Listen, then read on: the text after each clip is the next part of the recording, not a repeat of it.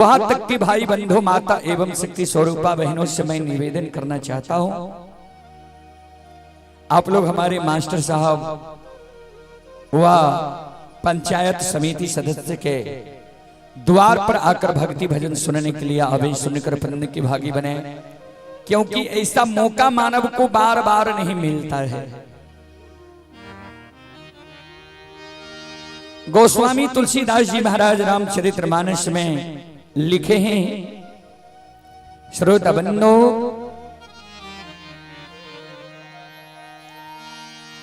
सुतदारा अरु लक्ष्मी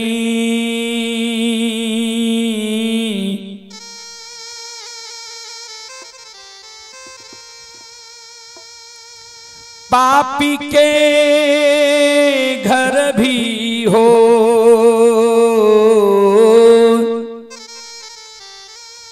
संत समागम हरि कथा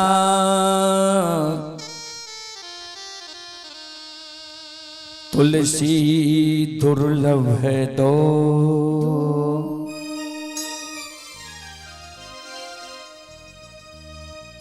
सुतदारा संतों से संग, संतों से मिलन, संतों के मुखारविंद द्वारा भगवान की भक्ति भजन प्रवचन भागवत भगवत, यह मानव को बार बार नहीं मिलता है बाबूजी।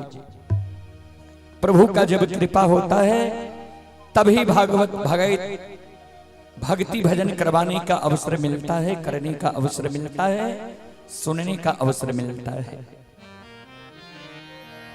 तो जहां तक ध्वनि विस्तारक उपकेंद्र द्वारा आवाज जा रही हो, वहां तक के भाई बंधु माता एवं शक्ति स्वरूपा बहनों से निवेदन करना चाहता हूं, आप लोग यज्ञ स्थल पर आकर भक्ति प्रवचन सुनने के लिए आवे, सुनकर पुण्य के भागी बने। चलें, सबसे पहले मैं एक देवी गीत की ओर लेकर भगवती महारानी की, श्री दाता धर्मराज की, बाबा बजरंगबली की, बाबा डिहवार की, संत बाबा कारुखिधरी की। चलें देवी गीत की ओर।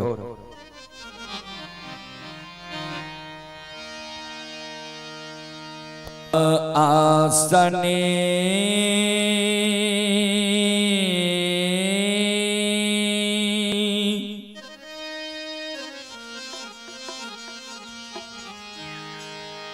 इन पई ते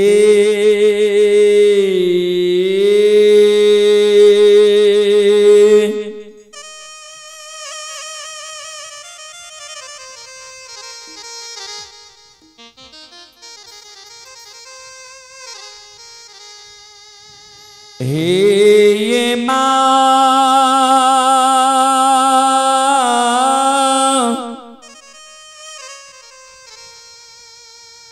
तार हाथा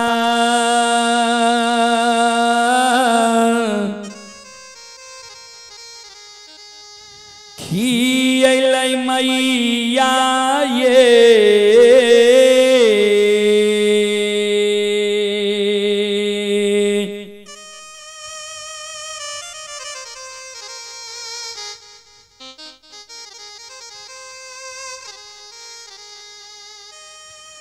जाननी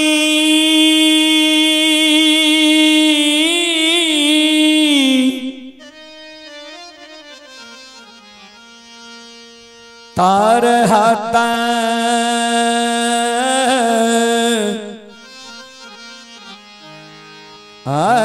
खियल मैया ये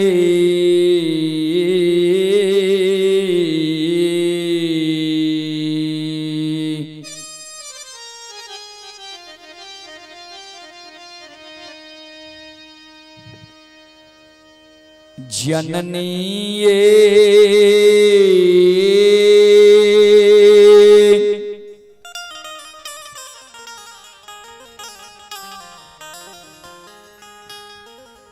धूपा आ धुआं न जलई थे। मास्टर साहब से मैं आग्रह करूंगा लाइट का और अच्छा से व्यवस्था करें, इस लाइट में चलने वाला नहीं है।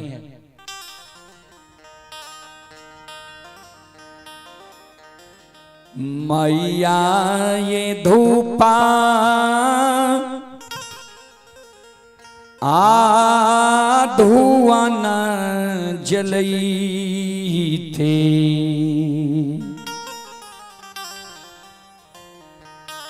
छूट की जान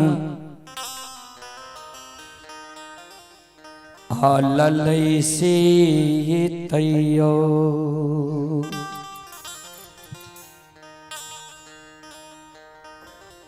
नाही उलहानमा छूटलई।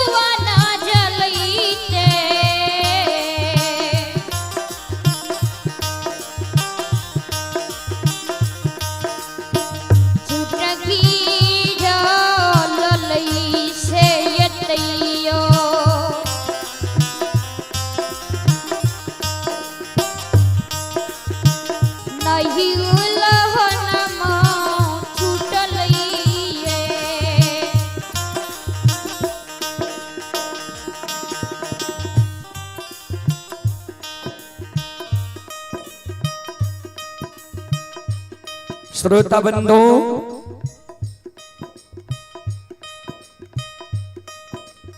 एक अबला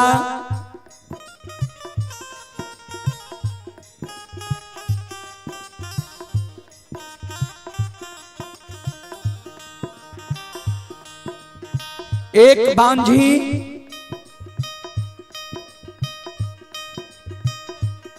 एक बिचारी दुखियारी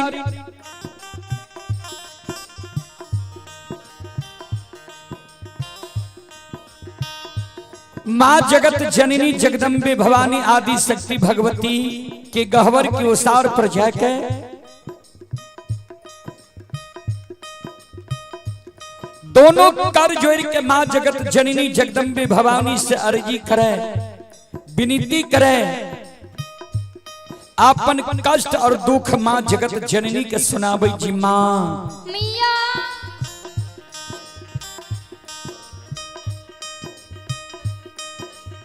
अपनी की आसनी गहवर निपाइत माँ हमर तरहत खिया गले,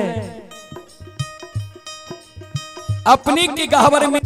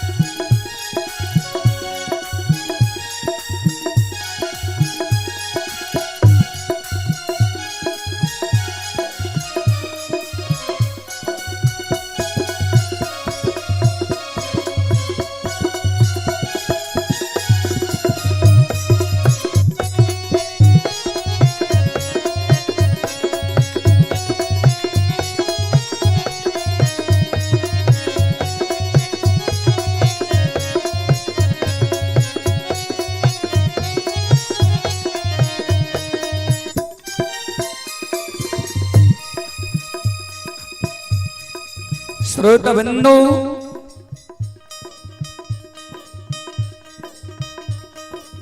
बिचारी दुखियारी ने अबला माँ जगत जननी के गहवर के उसार पर काने अम्मा जगत जननी के कैन कैन के कहे माँ ए मैया ए जगत जननी माँ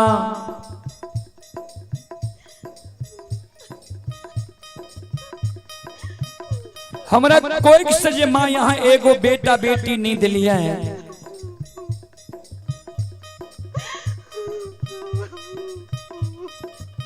वही कारण है नगर समाज के साथ ननंद गोतनी पड़ोसनी हमरा उल्हन दी है,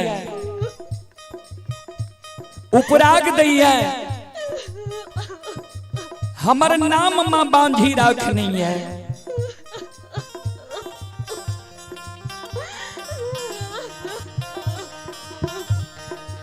दाई माई के तो उल्हन उपराग मां हम सह ले छी,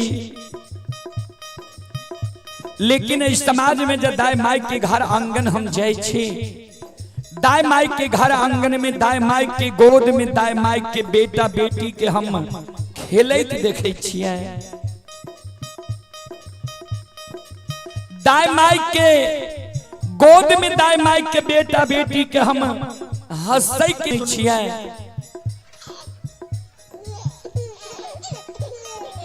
माँ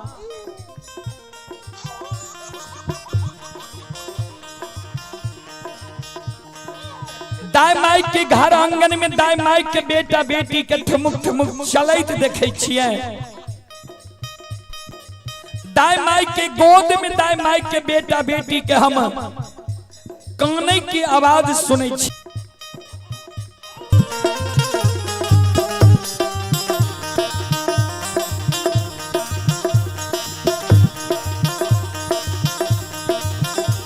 सबके अंगनमा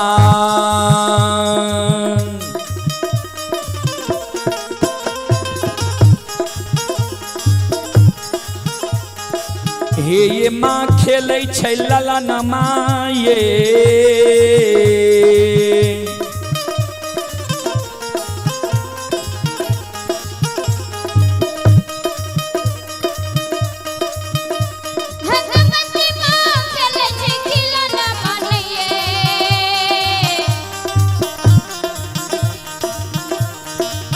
मैया एक एक खिलौना माँ बिना ये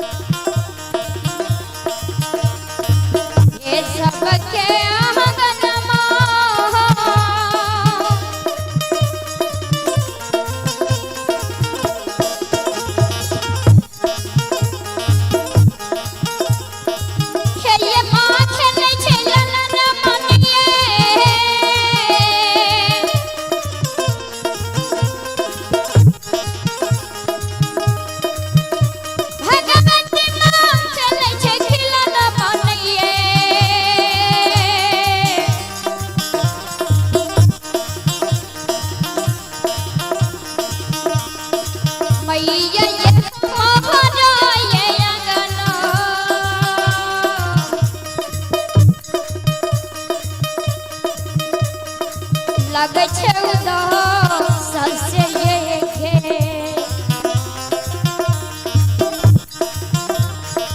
एक ये खिलौना बिना ये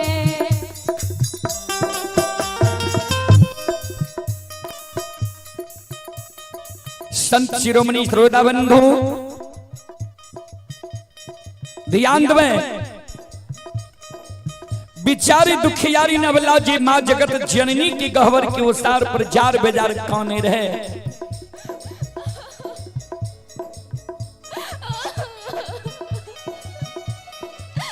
माँ जगत जननी जगदम्बे भवानी प्रत्यक्ष दर्शन अबला कदे अबला के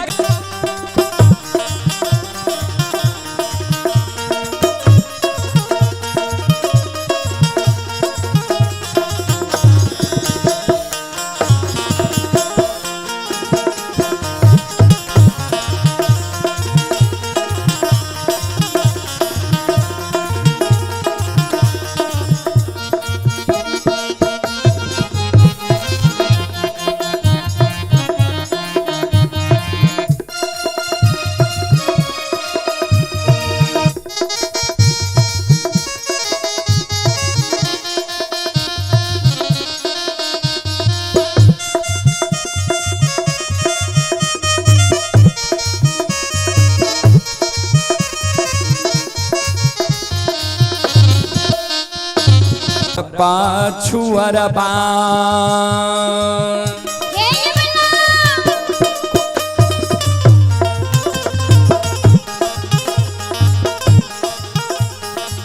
अबला बसै छ कुम्हार भैया हे,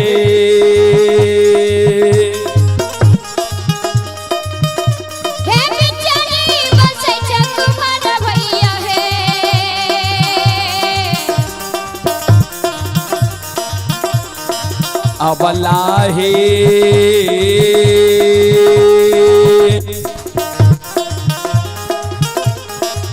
मिट्टी के बालकबा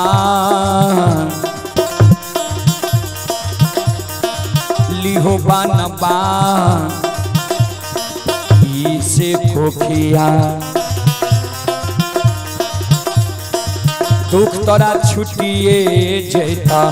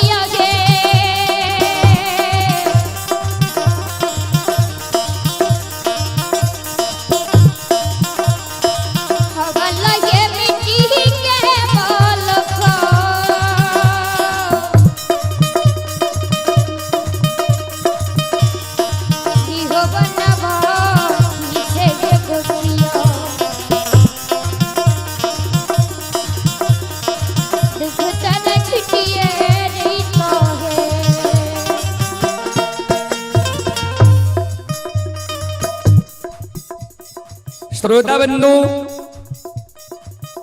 ध्यान दें,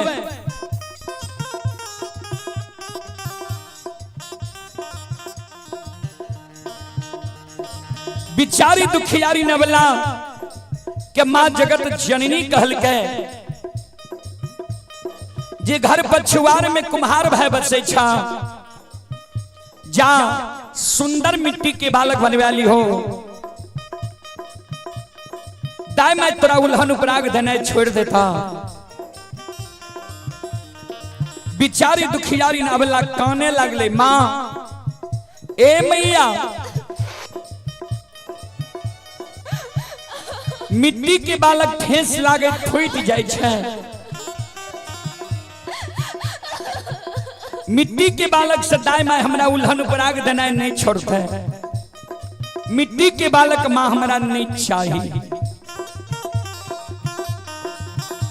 माँ जगत जननी कहलखिन जो तोरा मिट्टी के बालक नहीं चाहिए चल जाने तू बढ़ई भाई के द्वार कमार भाई के द्वार सुतिहार भाई के द्वार सुंदर काठ लकड़ी के बालक बने वाली हो दाय माय तोरा उल्हन उपराग देने छोड़ देता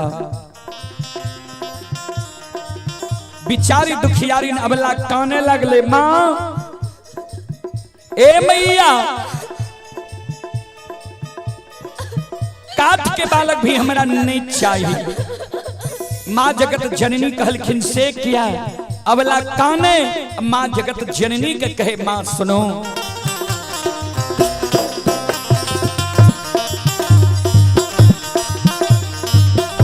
काठ के बालक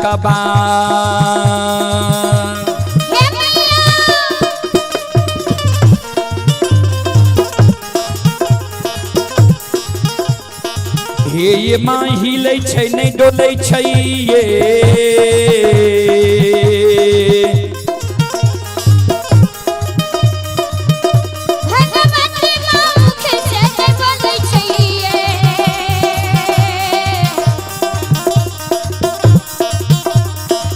मैया ये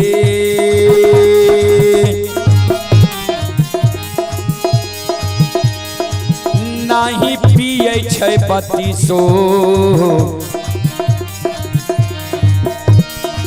सुआ दूध से कोना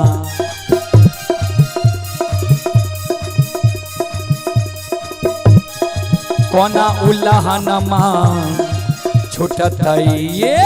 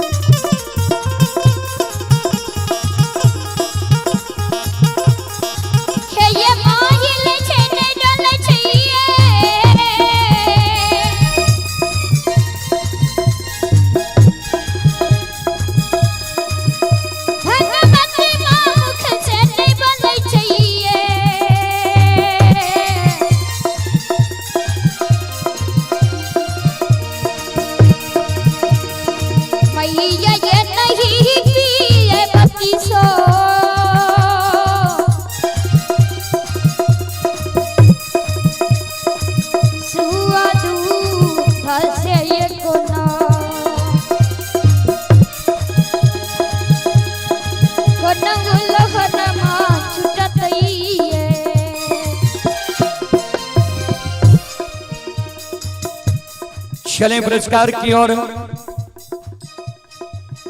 संत शिरोमणि श्रोता बंधु, आप हैं श्री विजय यादव, ग्राम पंचायत चंदौर पश्चिमी समिति, पंचायत समिति प्रतिनिधि हैं। विजय बाबू की ओर से श्रद्धा के साथ बड़ी उदार दिल से शानदार 151 रुपए की पुरस्कार आए हैं। Gram Hanuman Nagar ward number 9 से जय किशोर यादव के सुपुत्र हैं लक्षण कुमार की तरफ से 101 रुपए की पुरस्कार आए हैं और उनका कहना है कि कारू बाबा का प्रसंग हो जाए। और आप हैं संजय कुमार मास्टर साहब की भांजा राजा बाबू और रॉकी बाबू, ग्राम सखौरी। श्रद्धालु की ओर से शानदार 201 रुपए की पुरस्कार आए हैं। श्रद्धालु को बहुत बहुत धन्यवाद, लाख लाख शुक्रिया, बहुत बहुत साधुवाद। जय हो दानी श्रद्धालु की जय हो, जय हो दानी श्रद्धालु के समस्त परिवार की जय हो। और अभी जो आप लोग यह कार्यक्रम देख रहे हैं, यह कार्यक्रम रूदल पजियार यूट्यूब चैनल व रूदल पजियार फेसबुक पेज पर यह कार्यक्रम अभी लाइव चल रहा है। जो देश विदेश तक का लोग यह कार्यक्रम का लुत्फ उठा रहे हैं, देख रहे हैं। और सभी के मोबाइल और स्मार्ट टीवी में, एलईडी में अभी यह कार्यक्रम चलता होगा। जो भी श्रद्धालु हमारे यूट्यूब चैनल व फेसबुक पेज से जुड़े हुए सभी को बहुत बहुत धन्यवाद, लाख लाख शुक्रिया, बहुत बहुत साधुवाद।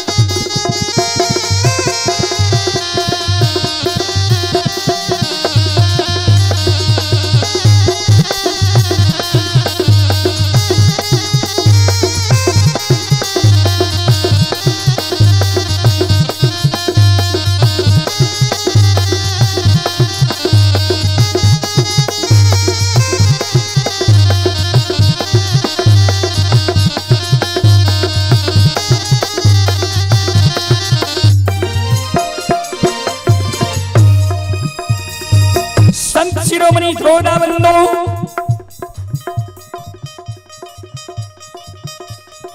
मां जगत जननी जगदम्बे भवानी आदि शक्ति भगवती जे अबला के कहल के जे चल जा कमार भाई के द्वारा अबला काने लागले। मां काट के बालक ने हिले छे, ने डोले छे, ने बत्ती सुआ दूध पिए छे, काट के बालक भी मां हमरा नहीं चाहिए। मां जगत जननी कहल के तो चल जान सोनार भाई के द्वार, सुंदर सोना के बालक बनवे वाली हो, दाय माय उल्हन पराग दनाय छोड़ देता।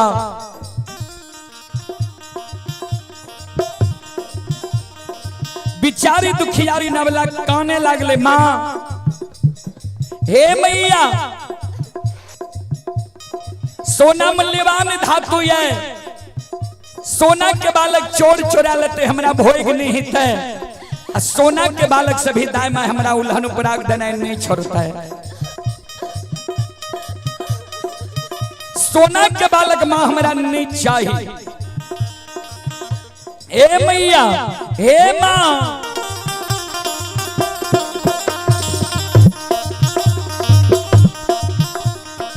मां जगत जननी कहलखिन जो तोरा सोना के बालक नहीं चाहिए तो तू काने किया छो।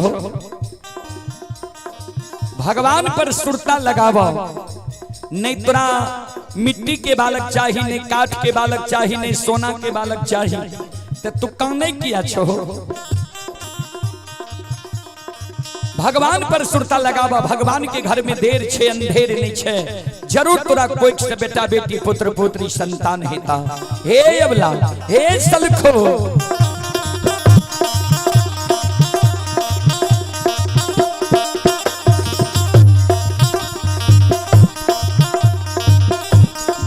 बांध धीरा हे यमुना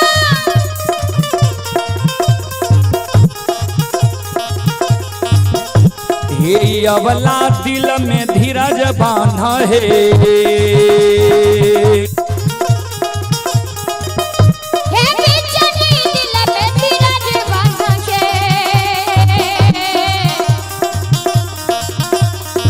अबला है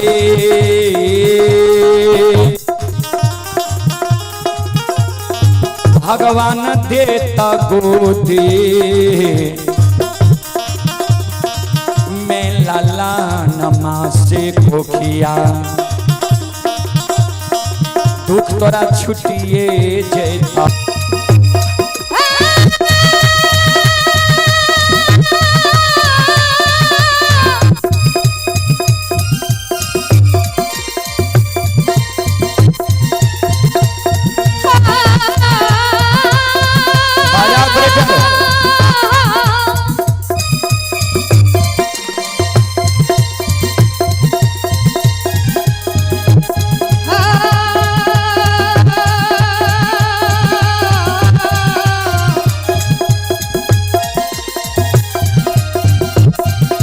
वोल्टेज को ठीक कीजिए।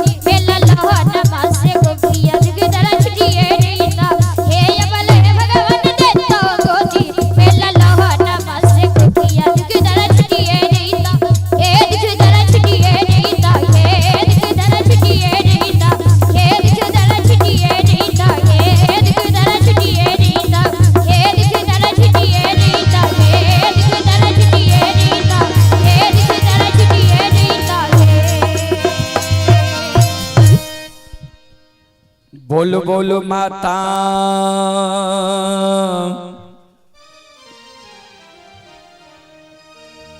भगवती महारानी की।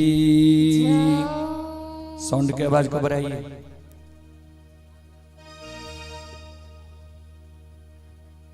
चलें प्रसंग की ओर। आप ही लोगों की ओर से कारू बाबा के प्रसंग का फरमाइश है। चले मैं कारू बाबा के प्रसंग की ओर लेकर चलता हूं और प्रसंग में आप सबों का बेसब्री से इंतजार रहता है। कारू बाबा के प्रसंग में 10वां भाग का। श्रोता बंधु चले लक्षण बाबा के अग्नि परीक्षा प्रसंग में आप सबों के बीच रखने का प्रयास करता हूं। आप लोग शांति का दान देकर बैठे और प्रसंग में आप लोग सुनेंगे कि लक्षण को आग में क्यों जलाया, क्या कारण था और कैसे लक्षण सात का चंदन के चेला से बच गया। भाई भाई का वीरान कैसे होता है, बड़ा भाई छोटा भाई को आग में कैसे जलाता है षड्यंत्र के साथ।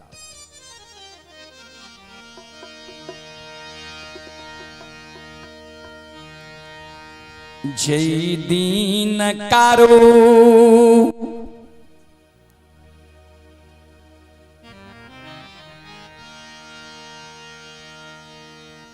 बाबा के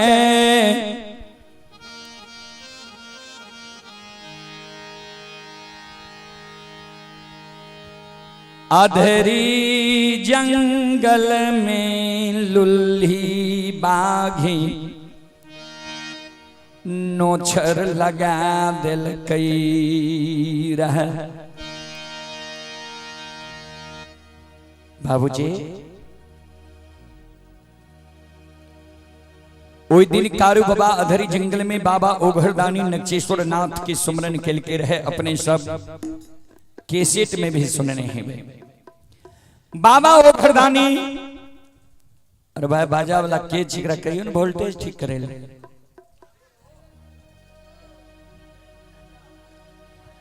बाबा ओघरदानी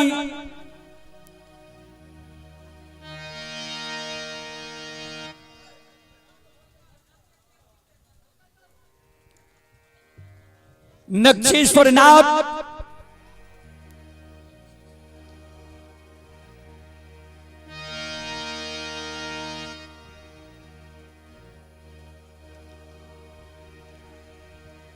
बाबा ओघरदानी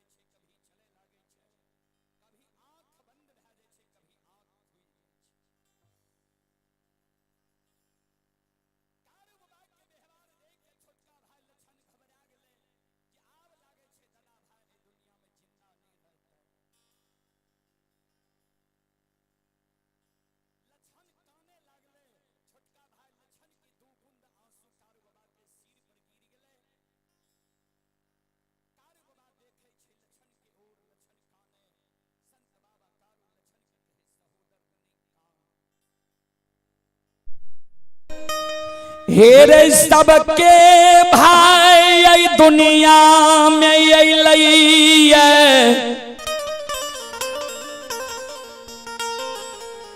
आ सबके भाई आई दुनिया में कर्म सुकर्म सधर्म पाप पुण्य के चल गलैया ककरे भाई ए दुनिया में नहीं सदा रहलैया अन्य ककरे भाई ए दुनिया में सदा रहते लक्षण काने लगे सबके भाई और हमारा भाई में बहुत अंतर बहुत फर्क है। माई के कोख से हम जन्म ले लिए माई के गोद से हमरा लायल ह गोद में बैठा के माखन मिश्री खुआ मलाई खिलेल ह पेट लगा के माई के तरह सुतेल ह आज तो ए दुनिया से जा रहा है हमरा जे कोनो दुख पड़ते हुए दुख में के सहारा बनते हमारा कौन भाई हमरा पेट लगा के सुतेता है। संत बाबा कारू लछन के कानब सुनी के मरे के बेर में लछन के एगो हाथ पकड़ ललके आ एक हाथ से लछन के आंसू के पोछ जो हमरा मरे के बेर में तू कानी छे तो मरे के बेर में तोरा हम दूगो वचन दे के जाइ छियो दोनों वचन के तू ध्यान से सुन।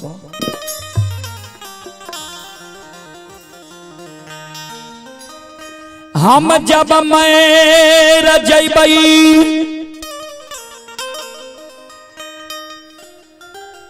हमरा मृत शरीर के तू लाल पियर के फरकी डोली पर सरहा घाट पर तू ले जई है सरहा घाट पर उत्तर दक्षिण की आंची में हमरा सोला दी है। समाज के लोग चाहते जे कारू के मुंह में भतीजा आग दिए यानी महीनाथ पंडित के सुपुत्र मदन लेकिन भतीजा के हाथक आग हम स्वीकार नहीं करबू किया ता हमर विवाह भेले दुरागमन नहीं भेले भगवान हमरा जांग से बेटा बेटी पुत्र पुत्री नहीं दिलखिया लेकिन तोरा हम भाई ने बेटा जन के पोसली हुई है मुंह में आग ले के कारण सहोदर हेरे समाज के लोग के बात ने मानी है अचरा को पिन पहिर ली है सात बंधन के ऊंक बना ली है जना समाज में लोग घूम घूम के माय बाप के मुंह में आग दे छे वही समान तो नंदग्राम महापुरा में अभाइया के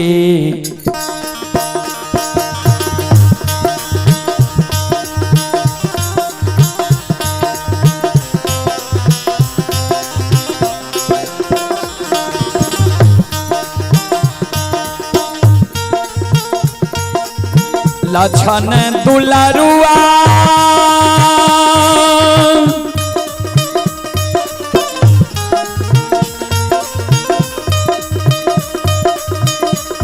अरे भाइया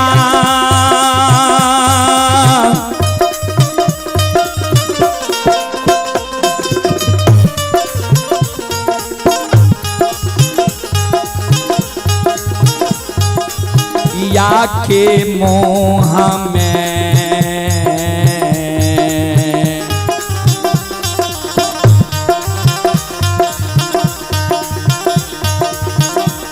हेरे अगिया दिहे रे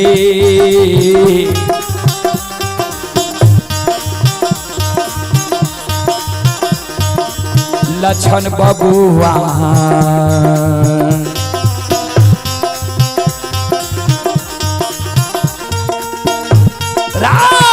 लछन महापुरा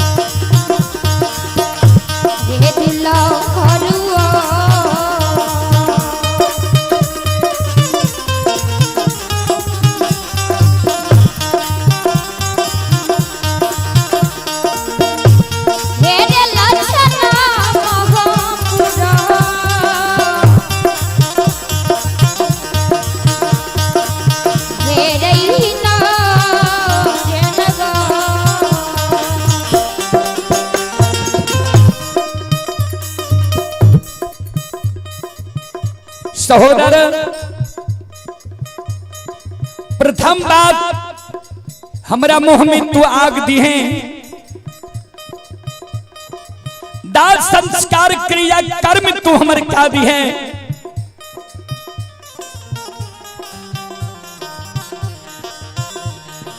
दोसर बात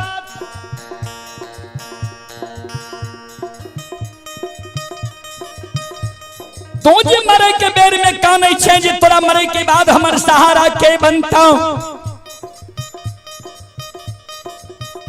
त जहिना जिंदा में तू हमरा बर भाई पिता तुल्य मानने अइले, हमहु तोरा छोट भाई अनुज भाई पुत्र के समान होई छे, पुत्र के समान तोरा मानने लियो।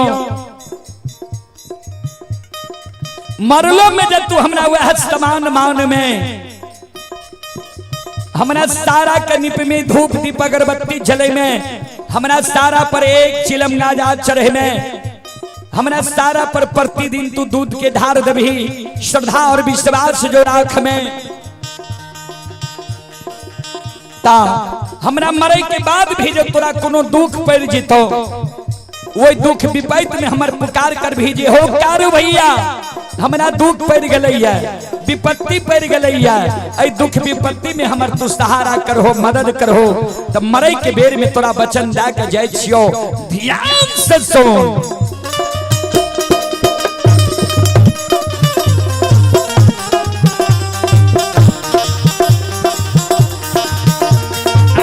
अरे मरलो में सहोदा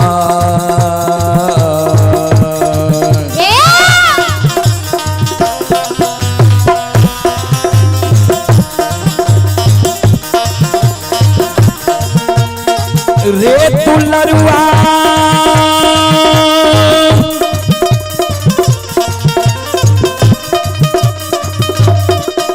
आरे मारलो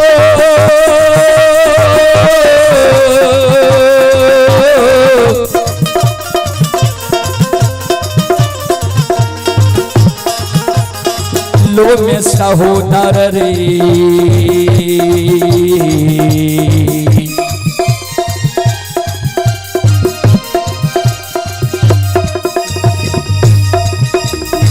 भैया बहन के लक्षण बबुआ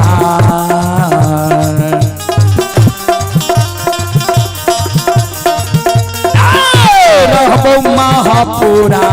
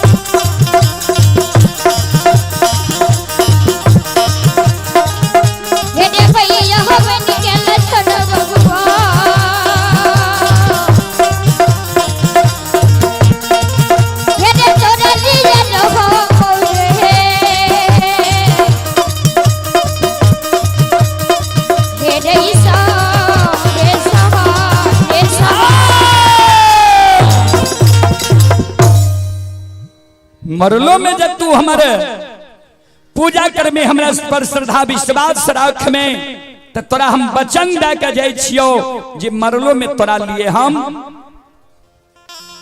सहोदर भाई बहन के रहबो। श्रोत बंधु चले पुरस्कार की ओर। संत शिरोमणि त्रोदा बंधु माँ बहन बाबू भैया सब आप हैं चंद्र किशोर यादव महेशपुर पूर्वी टोला के निवासी ही चंद्र किशोर बाबू की ओर से 101 रुपए की पुरस्कार आए हैं। शशि भूषण यादव मोहनपुर शशि भूषण बाबू की ओर से शानदार 201 रुपए की पुरस्कार आए हैं। और आप हैं माही बाबू ग्राम भेलवा माही बाबू की ओर से भी 101 रुपए की पुरस्कार आए हैं। और आप हैं लखन यादव हनुमान नगर पश्चिम टोला लखन बाबू की ओर से 51 रुपए की पुरस्कार आए हैं। और आप हैं संत शिरोमणि त्रोदा बंधु कुशो यादव के सुपुत्र प्रियांशु कुमार महेशपुर श्रद्धालु की ओर से 101 रुपए की पुरस्कार आए हैं। मैं दानकर्ता से आग्रह करता हूं आप राशि अवश्य लिखें। वकील पजियार महेशपुर पूर्वी टोला के निवासी हैं 101 रुपए की पुरस्कार आए हैं। और आप हैं संत शिरोमणि त्रोदा बंधु सुनील कुमार यादव के सुपुत्र ही कुमार सत्यम सम्राट जो महेशपुर पूर्वी टोला वार्ड नंबर 9 के निवासी हैं। श्रद्धालु की ओर से 51 रुपए की पुरस्कार आए हैं। सुरेश ठेकेदार हनुमान नगर के ओर से 101 रुपए की पुरस्कार आए हैं। सुजीत कुमार हनुमान नगर पिता चौधरी ठेकेदार 101 रुपए की पुरस्कार आए हैं। और आप हैं संत शिरोमणि त्रोदा बंधु माँ बहन बाबू भैया सब अनंत कुमार यादव ग्राम पंचायत चंदौर पूर्वी वार्ड नंबर 9 के पंच हैं। अनंत कुमार यादव जी की ओर से शानदार 101 रुपए की पुरस्कार आए हैं।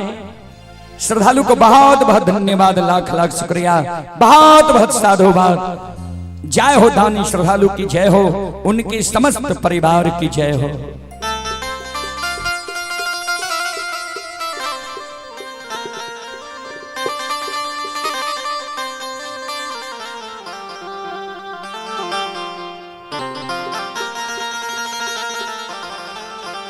बंधु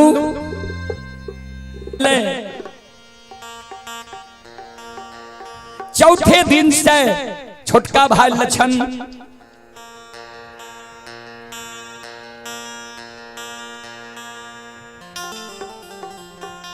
संकल्प ले लेके जे जा तक कारू भैया के पूजा नहीं करबे ता तक भोजन नहीं करबे। चौथा दिन से लक्षण कारू बाबा के पूजा करे लागले। 6 महीना से लक्षण कारू बाबा के पूजा करने आब रहले है। एक तो यादव वंश में कारू बाबा से बौर भा जे काशी में पैर के ज्योतिष पंडित विद्वान बन ले रहा है। तब महीनाथ बाबा जब विद्वान के सभा में बैसे तब विद्वान लोग महीनाथ बाबा कहें से दुष्क मारे जे यादव वंश में कहीं पंडित भेलाइए। वह वंश में लक्षण भूत की पूजा करे लागले सारा के पूजा करे लागले।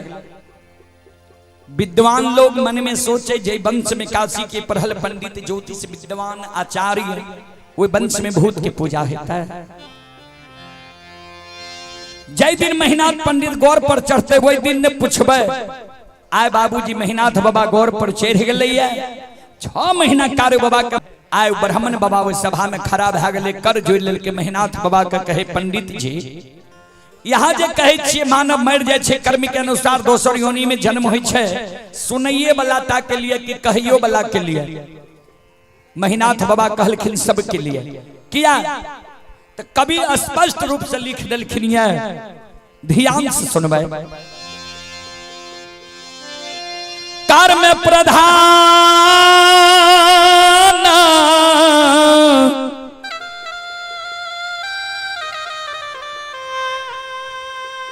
ईश्वर चिराखा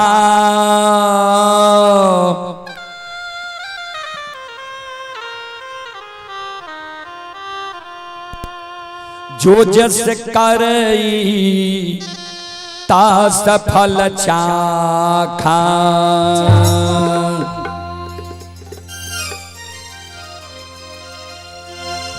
कर्म प्रधान विश्व रचि राखा जो जस करई तस फल चाखा।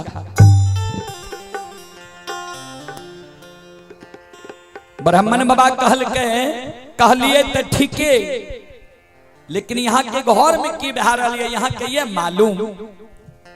महीनाथ बाबा कहलखिन हमर घर तो ठीक ठाक है। ब्राह्मण बाबा कहलखिन ना, सुनो आज से 6 महीना पहले यहाँ के भाई कारू मर गए। नियम के विरुद्ध अच्छाइत भतीजा यहाँ भाई से आग दिले लिए। 4 दिन कारू के मरल भेल। चौथा भाई लछन कारू के सारा के नीपैये, धूप दीप अगरबत्ती जलावैये, फूल चढ़ावैये, दूध की धार दैये। जय वंश में काशी के परहल पंडित ज्योतिष विद्वान आचार्य, वही वंश में भूत के पूजा है। मुंह बंद करबे तब न बोलबे यो। प्रैक्टिस बहुत बढ़िया है।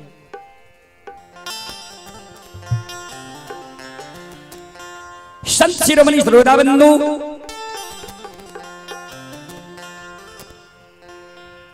सभा भंग भा गए। महीनाथ बाबा मन में सोचे जे आप विद्वान के सभा में जे लोग हमरा हंस दुस के मारे ये लक्षण के समझावे ले पड़ते। कारू बाबा मर गए, लक्षण भा गए के बाद सांझ के लक्षण गाय चरा के लिए लाठा बथान पर गाय के रोकने छे।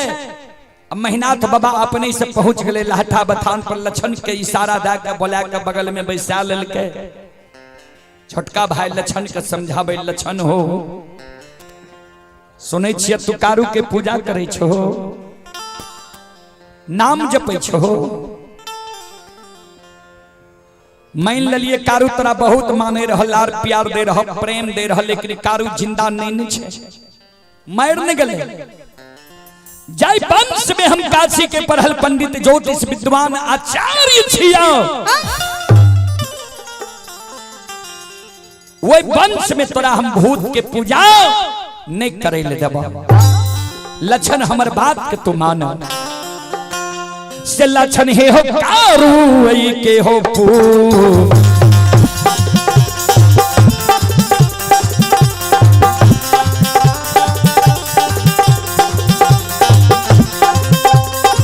हाँ दुलरुआ हो कारू के पूजा हो।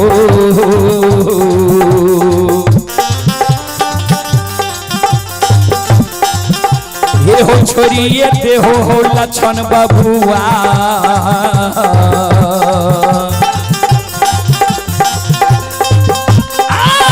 लक्षण महापुरा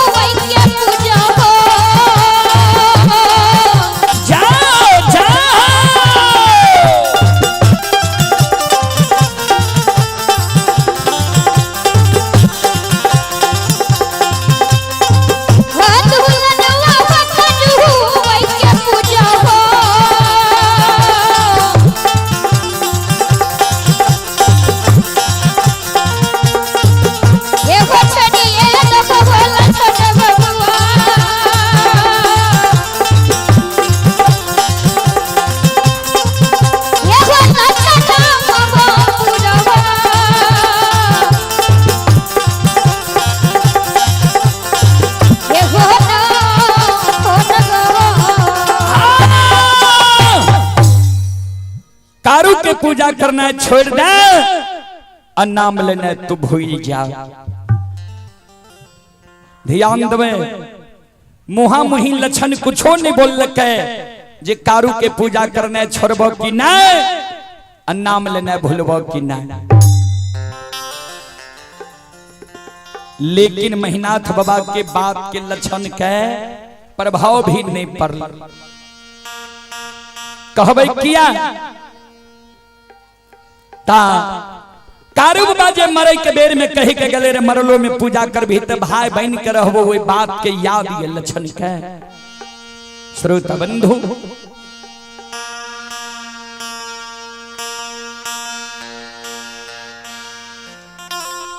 वो बात के याद छे लछन के कार्य बाबा के पूजा लछन नहीं छोड़ के मेहनाथ बाबा मन में सोच लके लछन के जब समझलिए ई हमर बात जब नहीं मान लके आब जब क्रोध बस लछन के एक चाट मारबे दामस देबे समाज के लोग हमरा कलंक देते जे 4 भाई माई के कोई से जन्म लेलके 2 भाई मर गए 2 भाई जिंदा छे ओहो दोनों भाई के पुत्र पुत्री नहीं भेले ओहो दोनों भाई के हिस्सा धन संपत्ति हमरे दोनों के हेते तो लोग कलंक देते जे लछन के मेहनाथ पंडित धन संपत्ति के कारण उल्लू चुल्लू करे छे जे लछनो मर जा आ सारी संपत्ति महापुरा के हमर भै जाए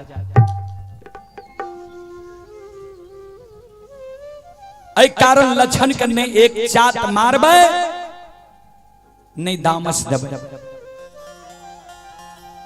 सबसे बड़ो समाज होई छे समाज के मरर मंजन प्रमुख लोग के बुला ले छिए कहबे लछन के बुझा दह समझा दह जे लछन ने कारू के पूजा करे ने नाम जपे मेहनाथ बाबा महापुरा के मरर मंजन प्रमुख लोग के बुला के लाठा बथान पर सभा लगा देलकै मरर मंजन प्रमुख लोग मेहनाथ बाबा से पूछे जे पंडित जी कौन कारण समाज के यहाँ बोले लिए मेहनाथ बाबा वो सभा में दोनों कर जोड़ के खड़ा भै गए समाज बाबा हमरा वंश में हमर छोटका भाई लछन महामूर्ख जन्म गले कुकाठ जन्म गले जे कारू मर गए जे कारू के सब समाज मिल के सरहा घाट पर जला के धुआं आसमान उड़ा दिलिए वो कारू के पूजा लछना करे छे नाम जपे छे जे कारण बनगो महिषी के विद्वान लोग हमरा हंस दुस के मारे तो यहाँ सब लछन के बुझा दियो समझा दियो जे नहीं कारू के पूजा करे नहीं कारू के नाम ले नहीं कारू के चर्चा करे समाज के मरार मंजान प्रमुख लोग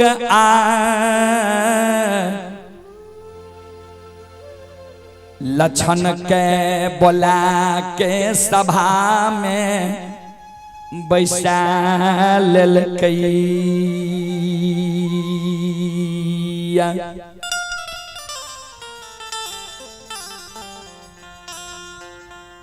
मरर मंजन प्रमुख लोग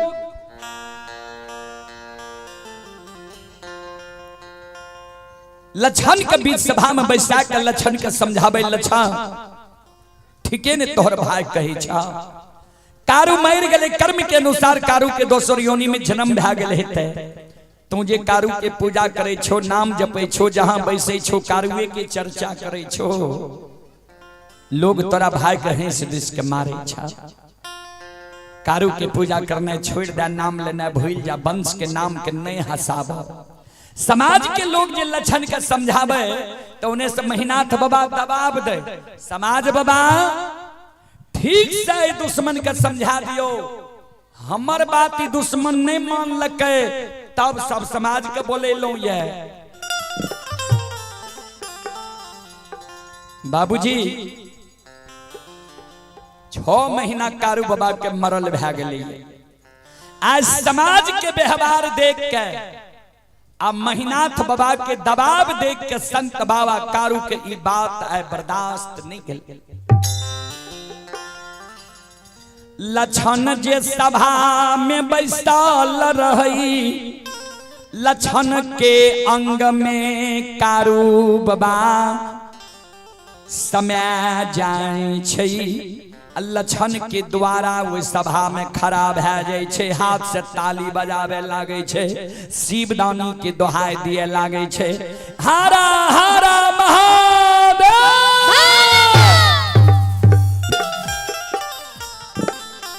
संत बाबा कारुए प्रथम बार वो सभा के बीच में ध्यान से सुनबे आ मांगा के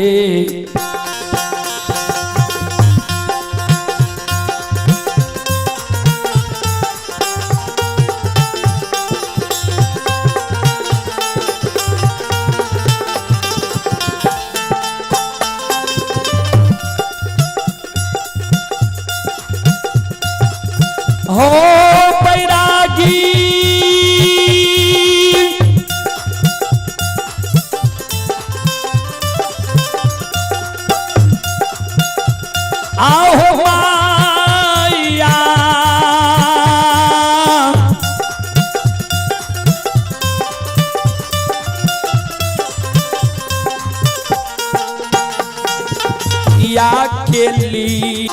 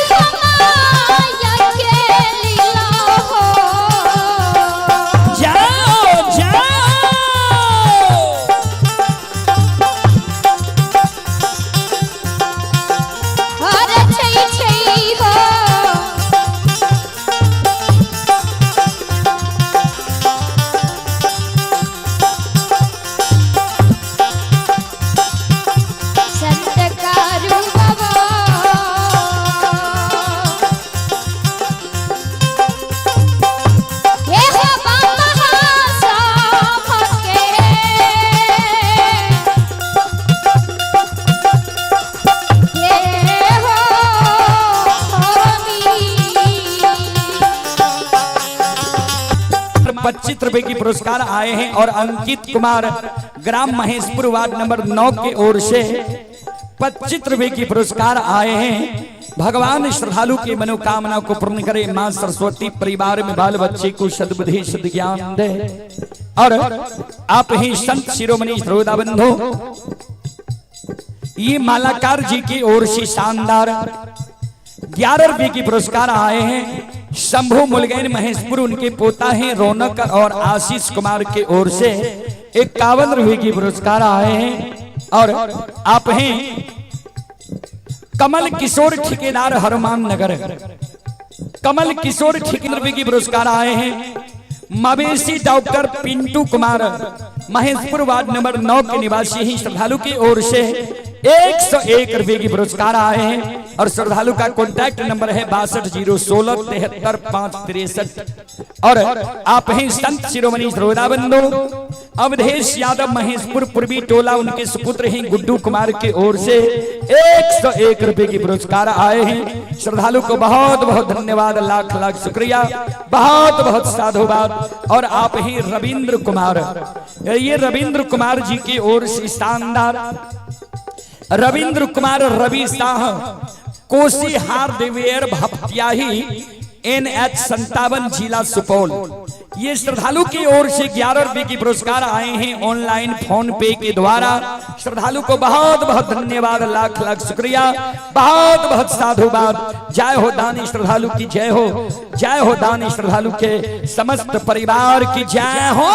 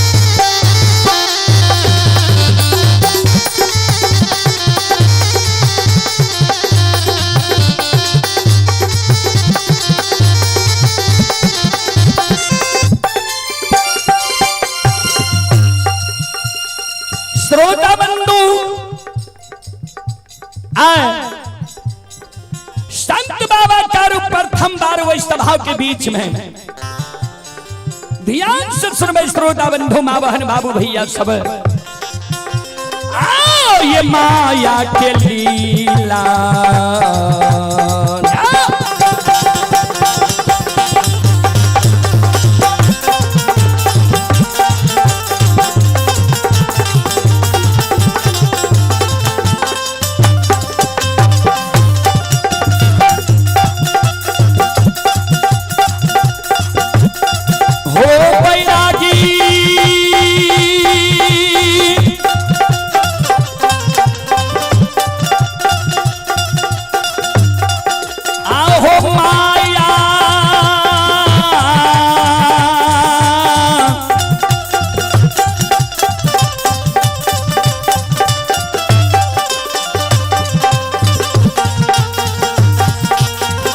हो लीला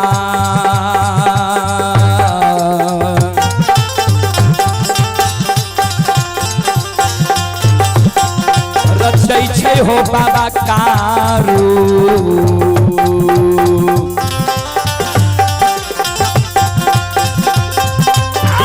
बाबा साभा के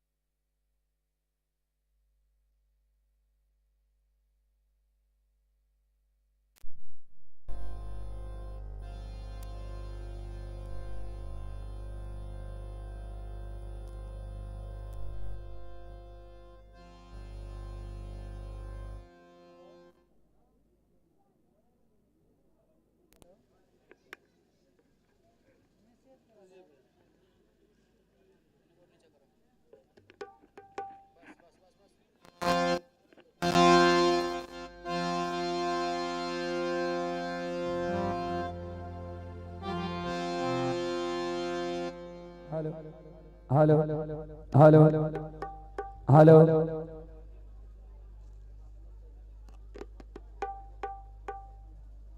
hello hello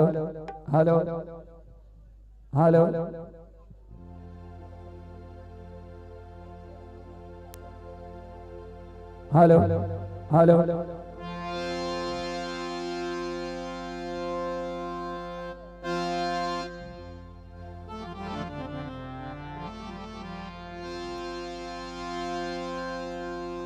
hello hello hello hello उसको थोड़ा रोज नजदीक कीजिए।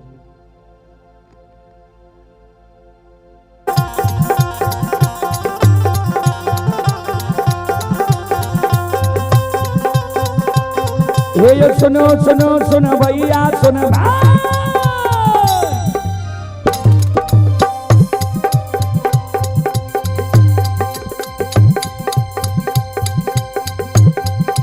सुनो सुनो सुन भैया सुन भै यो गवैया बजवैया सुन भै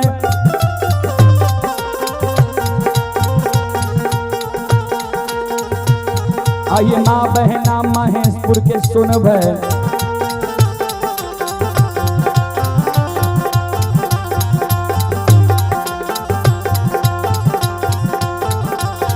आइए धर्म की बात ध्यान से सुनबै हे मालिक के लीला के सुनबै बरबर लीला को सैर चल के माया लगल के रास चल का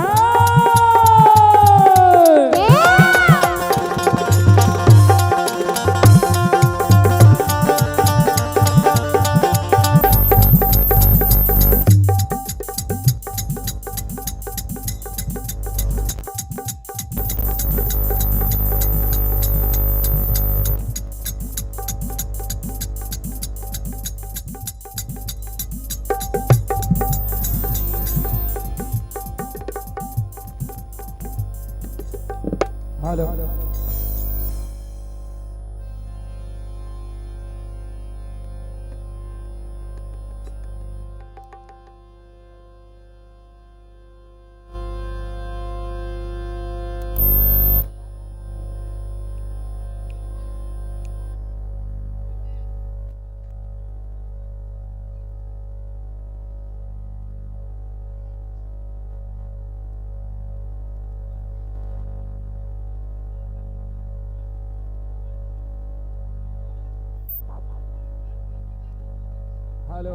hello hello hello hello hello hello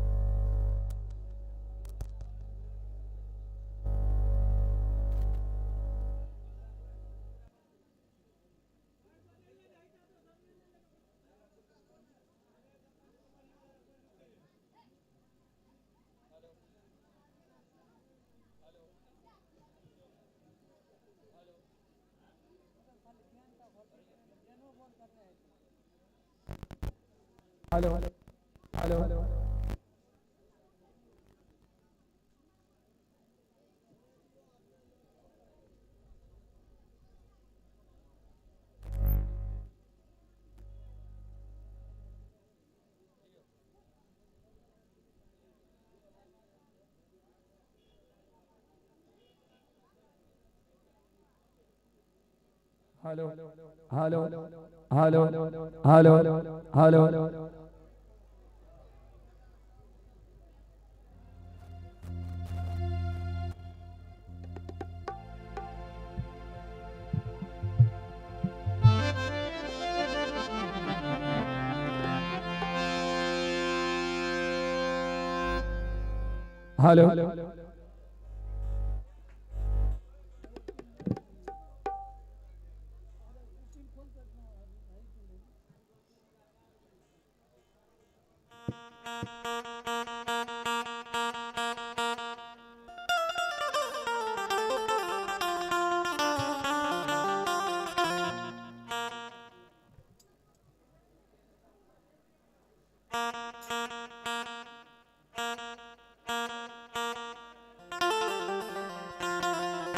hello hello hello ये सुनो सुनो सुन भैया सुन भै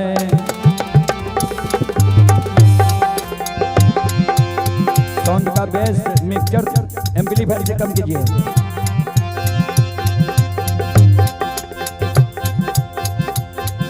ये सुनो सुनो सुन भैया सुन भै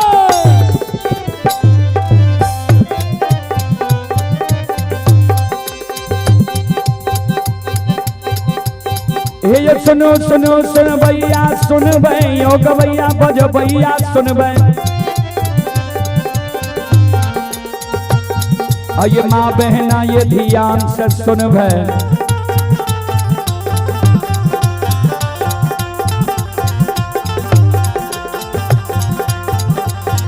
ये धर्म की बात प्रेम से सुन भै मालिक की लीला के सुन भै बरबर लीला गोसाएर चल कर माया लगल के रास चल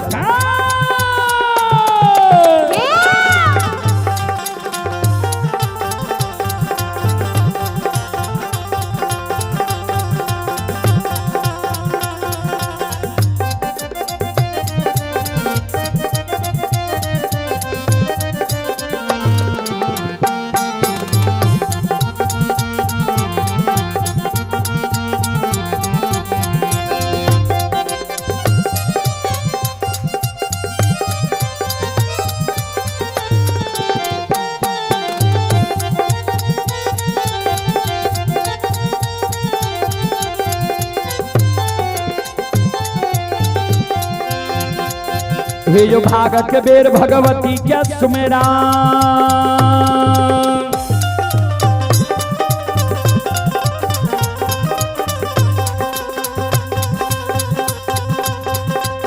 हे जो भागत बेर भगवती क्या सुमेरा सादा भवानी जगदम्बा का सुमेरा हे यो ज्ञान दबैया गुरु बाबा का सुमेरा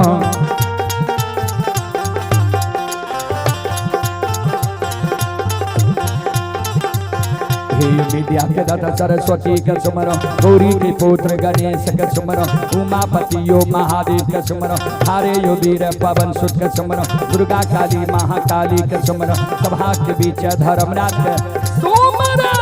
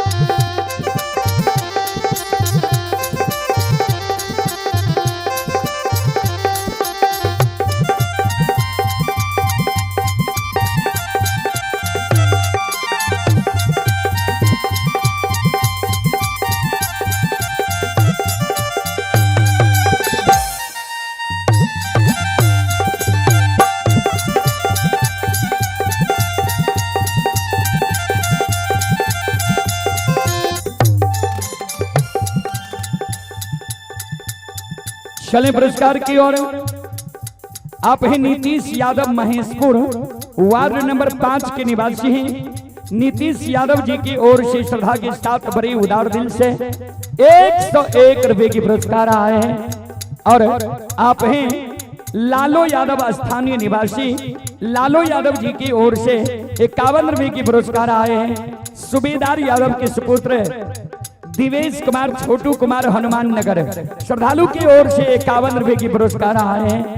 मंतोष कुमार विद्युत कार्यालय ग्राम महेशपुर वार्ड नंबर 5 की ओर से 51 रुपए की पुरस्कार आए हैं। भगवान सभी श्रद्धालु की मनोकामना को पूर्ण करे। मां सरस्वती परिवार में बाल बच्चे को सद्बुद्धि सद्ज्ञान दे। बाबा भोले भंडारी भंडार को भरे रखें। जय हो दानी श्रद्धालु की जय हो, जय हो दानी श्रद्धालु के समस्त परिवार की जय हो।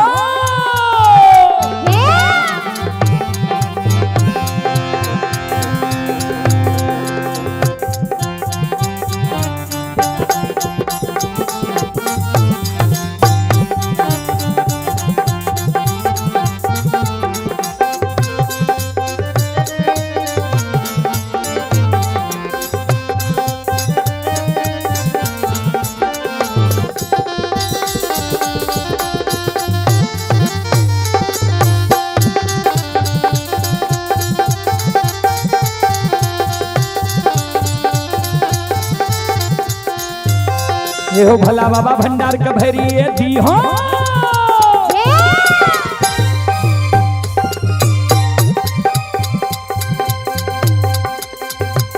ये हो भला बाबा भंडार का भैरी दी हो। ज्ञान के दीप सरस्वती जलई हो। आये तन से ने भूलता मन से ने छोड़ता। आये सर में सबैया सेवक कहती हो। सेवक के मन के मनोरथ बुरई हो। बिगड़ल काम कभी मल बनई हो।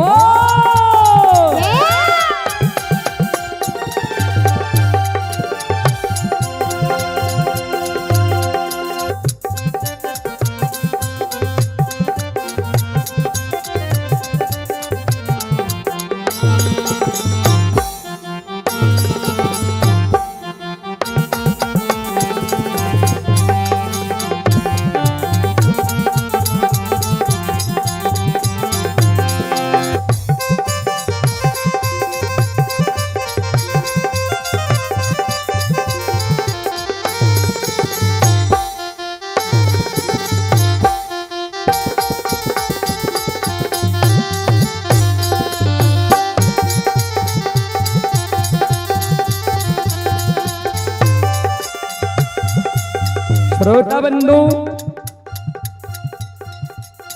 आई धर्म के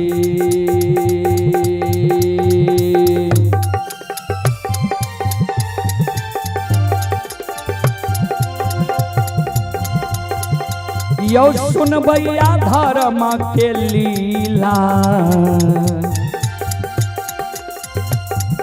अपार छे समाज बाबा हे यो छलै दुनिया सदा समाज बाबा धर्म के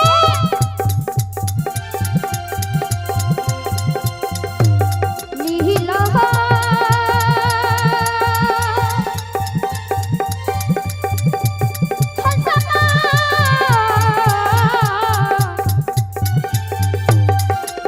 समाज बाबा हो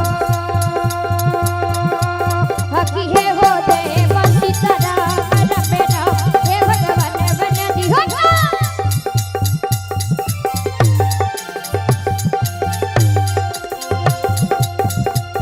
हायो धर्म के लीला हे यो समाज बाबा धर्म के महिमा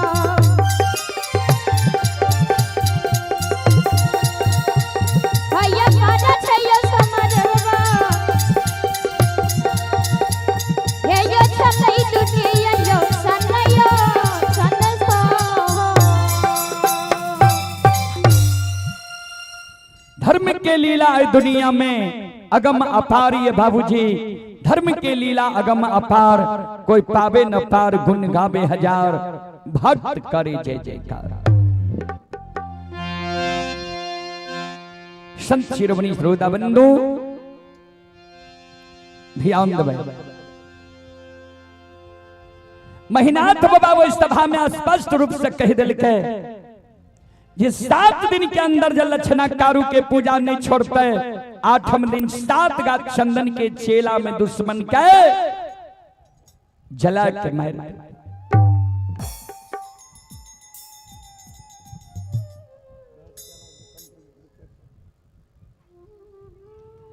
श्रोता बंधु ध्यान दो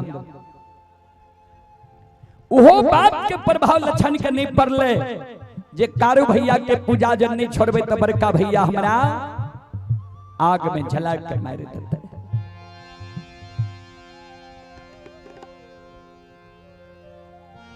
लक्षण कारू बाबा के पूजा करते रह गए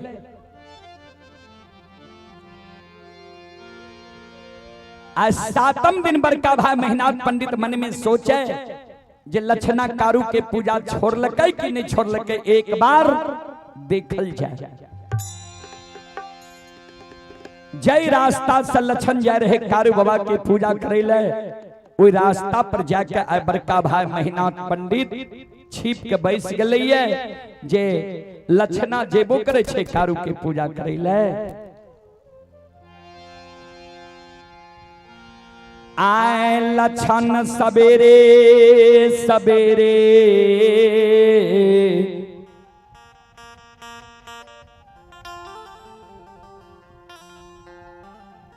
स्नान कैल कइये धूप दीप अगरबत्ती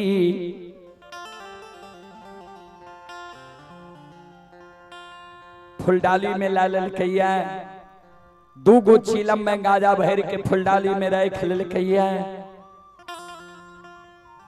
कमंडल में दूध ला ललकैया एक हाथ में फुलडाली और दूसर हाथ में कमंडल में दूध ला के जा रहे है कारू बाबा के सारा के पूजा करे ले सरहा घाट पर जहिना लक्षण महीनाथ बाबा लग पहुंचे छे महीनाथ बाबा के नजर लक्षण पर पड़ गए महीनाथ बाबा मन में सोचे जे दुश्मन कारू के पूजा नहीं छोड़लकै दुश्मन त कारू के पूजा करे ले जा रहे महीनाथ बाबा जे छिप के बैसल रहे महीनाथ बाबा लक्षण के आगे में सामने सामने खड़ा रह जाए छे लक्षण के आगे में जब महीनाथ बाबा खड़ा भ गए लक्षण के नजर पड़ गए बड़का भाई पर लक्षण के पैर चलना रुक जाय छे से नीचा का के लक्षण खराब है जाय छे। बड़का भाई महीनाथ पंडित लक्षण के कहे रे लक्षण फुलडाली में फूल धूप दीप